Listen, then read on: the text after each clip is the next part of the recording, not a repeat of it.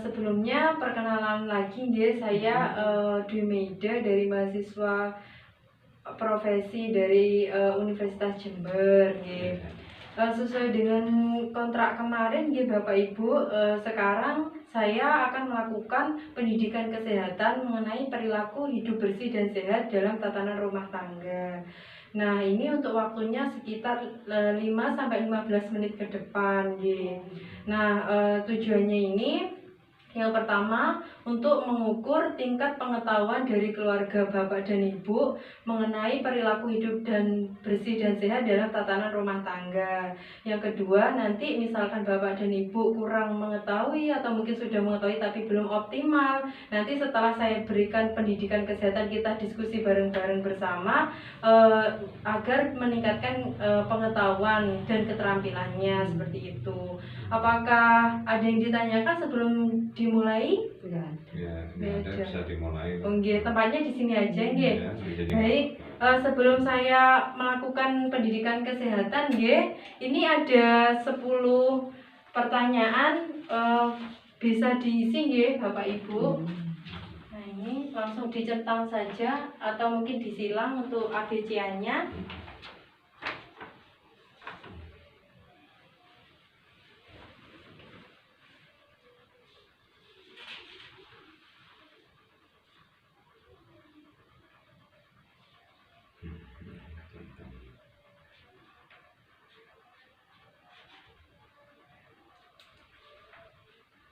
Mungkin kalau ada yang kurang jelas bisa ditanyakan ya Bu untuk soalnya. Ini nomor 4. Nomor 4. Nah, jadi ini sepengetahuan Ibu ini ada berapa kayak aktivitas-aktivitas yang harus dilakukan dalam perilaku hidup bersih dan sehat dalam tatanan rumah tangga. Ya. Sepengetahuan Ibu dulu.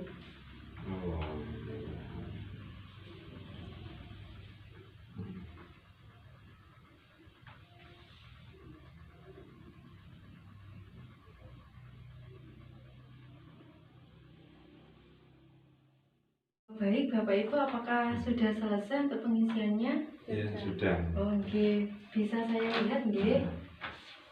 Ini punyaan Bapak nih.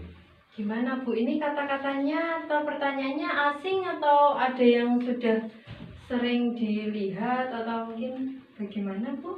Ya sudah bisa lah mengerti sedikit-sedikit. Sedikit-sedikit nggih. Ya.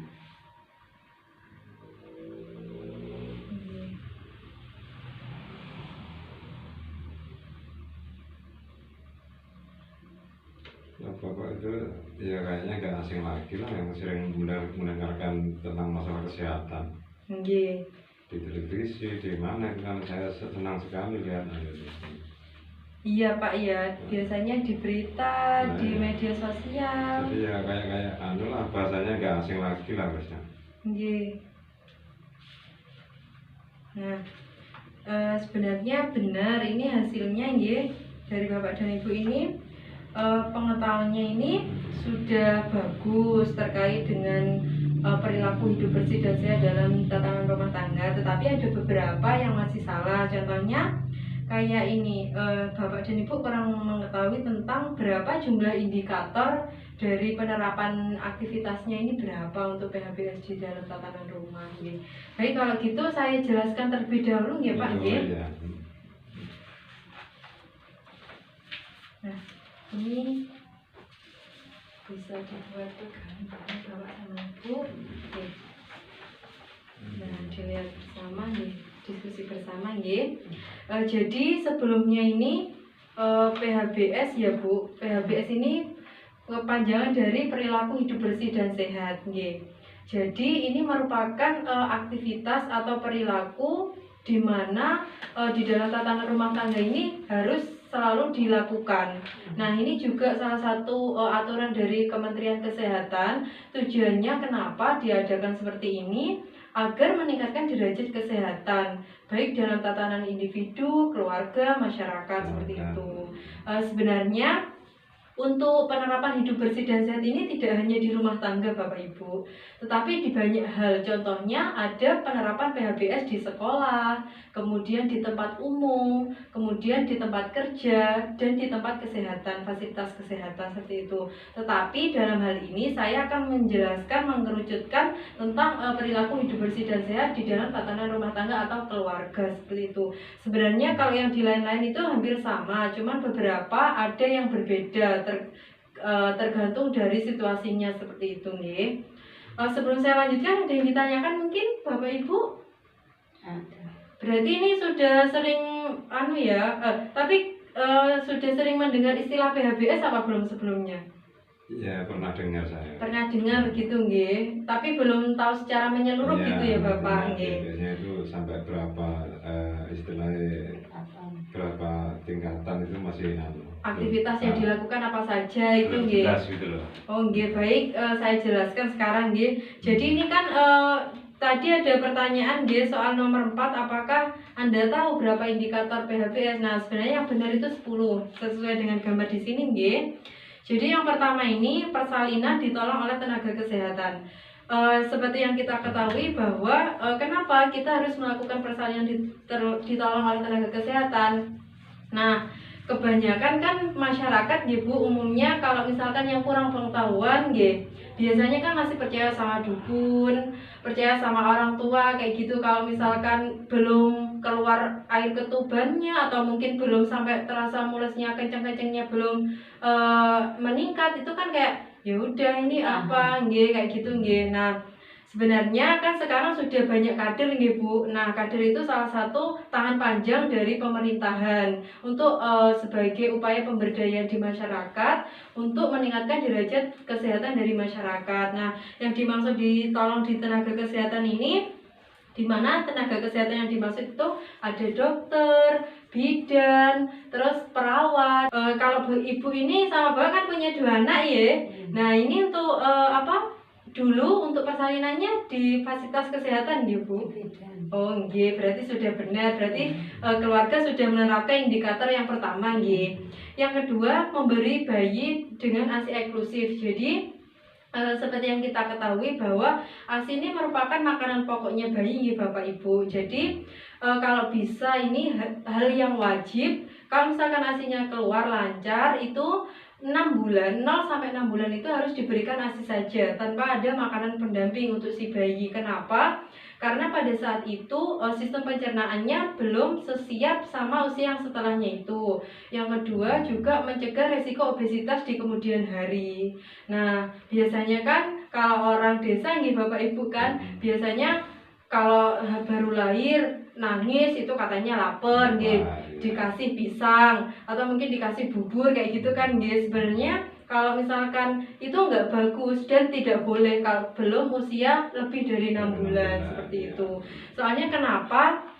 ASI ini mengandung nutrisi yang sesuai dengan bayi. Selain itu, ASI juga dapat meningkatkan sistem imun atau kekebalan tubuh. Jadinya bayinya untuk kedepannya itu mempunyai kekebalan yang kuat sehingga kalau misalkan ada virus atau bakteri itu tidak mudah terjangkit olehnya seperti itu. Nah, kalau Ibu dulu gimana Bu ASI-nya Bu? Ya dikasih ASI. Dikasih ASI nggih. Kasih ASI. Oh nggih, berarti indikator yang kedua sudah terlaksana nggih Bu nggih.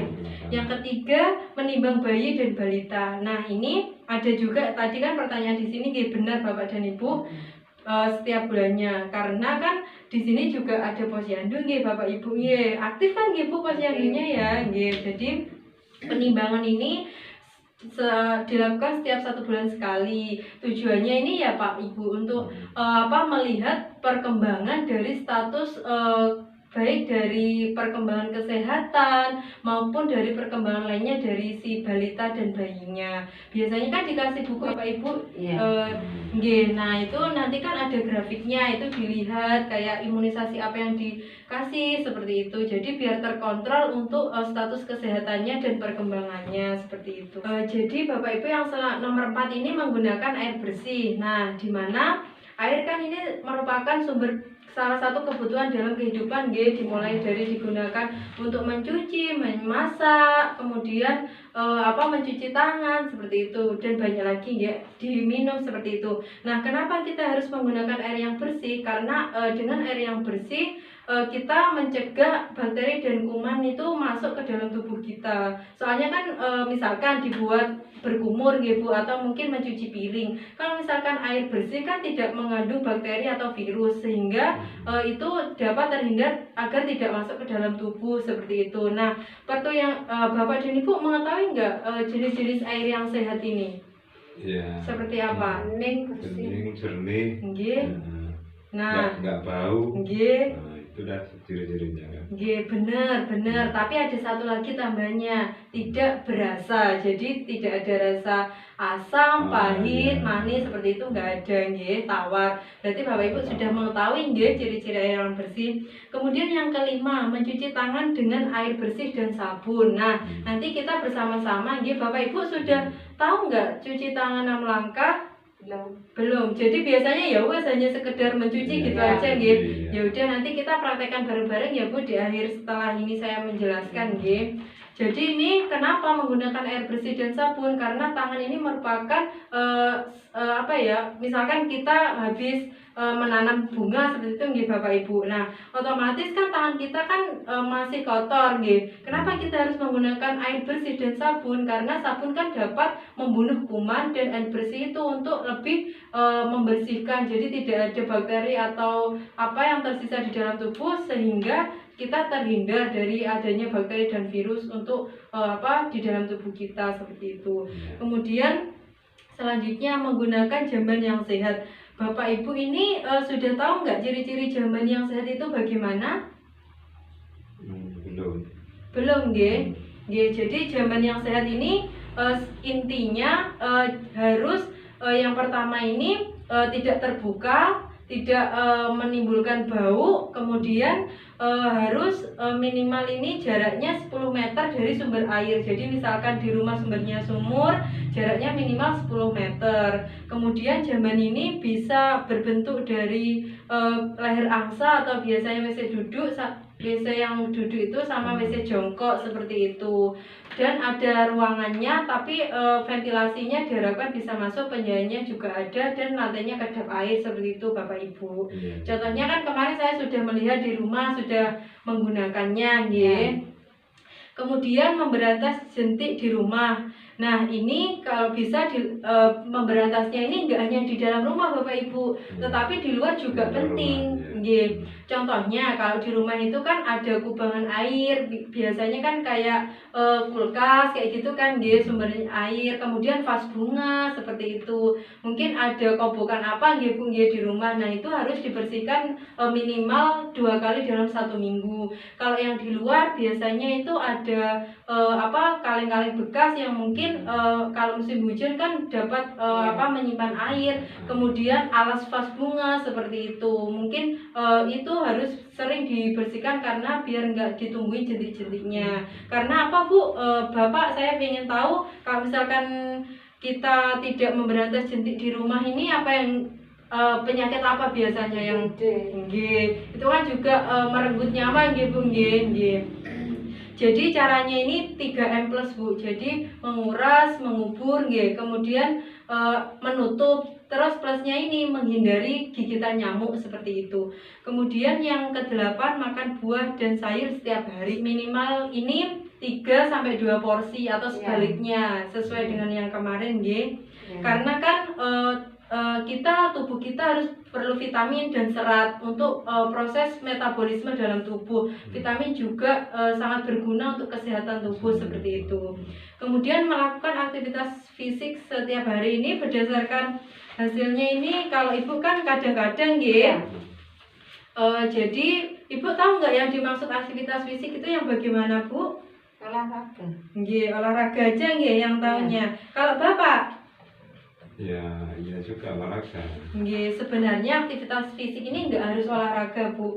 Jadi Ibu kan sebagai ibu rumah tangga nggih, biasanya sudah mencuci, sudah mengepel, naik turun tangga, seperti itu. Itu sebenarnya aktivitas fisik karena saat itu Ibu nggak sadar tenaga terkuras akhirnya menimbulkan keringat dan Ya. nggih.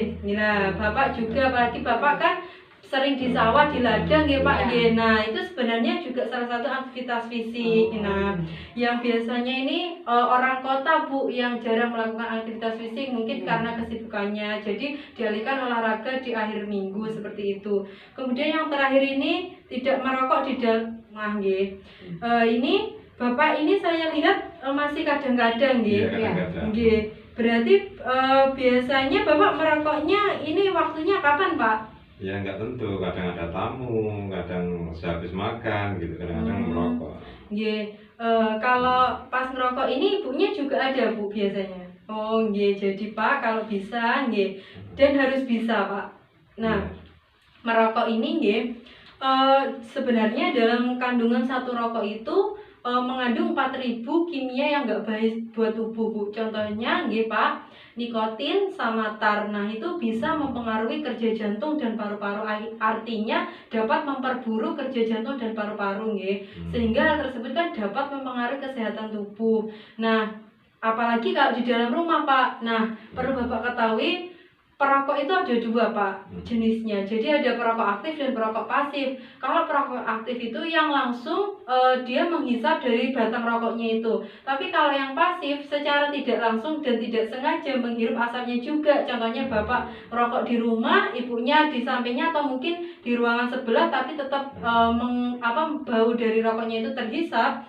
Nah, itu sama aja Ibu juga sebagai perokok Bu. Nah, jadi perlu ditanamkan kesadaran nggih Pak, mulai sekarang bisa dilakukan perubahan secara bertahap terkait dengan rokoknya ini nggih.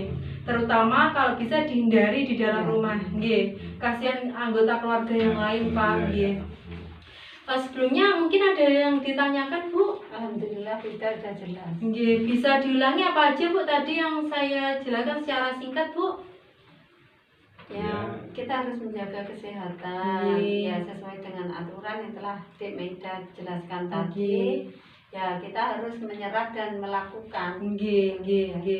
Kalau Bapak apa Pak yang paling penting untuk dilakukan Pak setelah ini Pak? Ya ini karena apa istilahnya merokok itu tadi mengandung apa artinya banyak racun ya yang jelas harus berhenti merokok. Dari segi rokok mungkin ya sedikit demi sedikit mau saya hilangkan gitu. Nggih, bertahap Pak, nggak boleh langsung nggih. Baik, kalau gitu kita belajar cuci tangan bersama nggih Bu. Ini nggak apa, ini buat simpanan. Terus ini untuk panduannya Bu, Bapak. Jadi di situ ada cuci tangan 6 langkah. Yang pertama nggih, saya contohkan terlebih dahulu.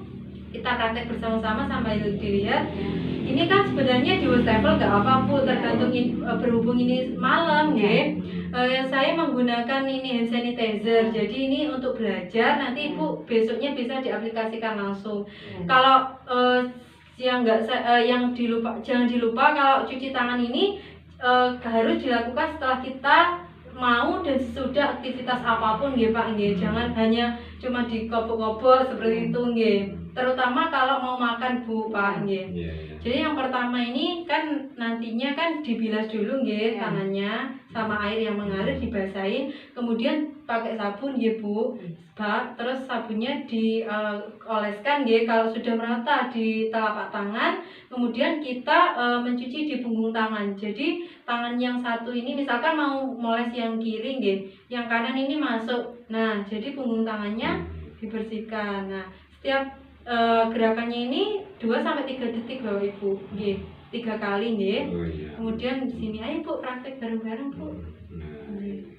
Nggih. Terus setelah itu ini sela-sela jari nggih. Kanan, misalnya kanan, kemudian kiri seperti itu. Terus yang ketiga ini ngunci. Jadi kita membersihkan bagian sini, tangannya kayak dirijen itu Pak Bu nggih. Jadi seperti ini nggih. Nah, yang keempat kemudian ini jempol ibu jarinya ya diputar, jadi mulai sini nggih Bapak Ibu. Gini. Nah. Nggih. Terus gantian tangan yang selanjutnya. Iya. Nah, yang kelima ini kuku. Nah, kukunya ditaruh. Nah, terus gantian. Kemudian yang terakhir keenam dibilas dan dibersihkan. Kita lakukan bersama nggih, Bu. Iya. Nggih. Kemudian punggung nggih. Ini kan. Nggih. Terus selah. Selah.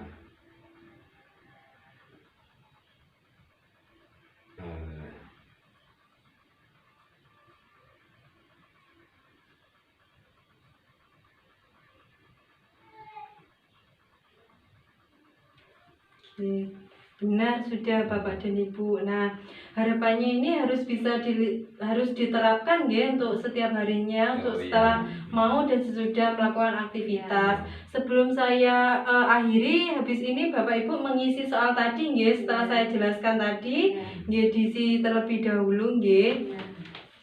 Saya kasih soal yang baru ya Bu, tapi soalnya sama Bu, ya.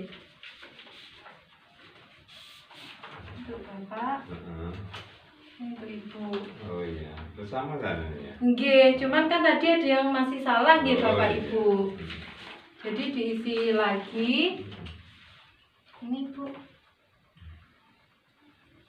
Isi lagi.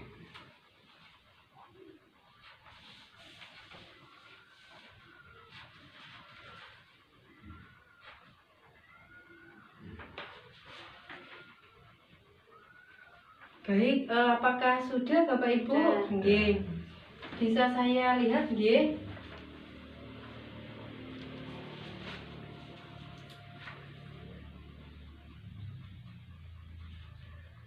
Jadi tadi indikatornya ada berapa Bapak Ibu? 10. Nggih, 10 nggih.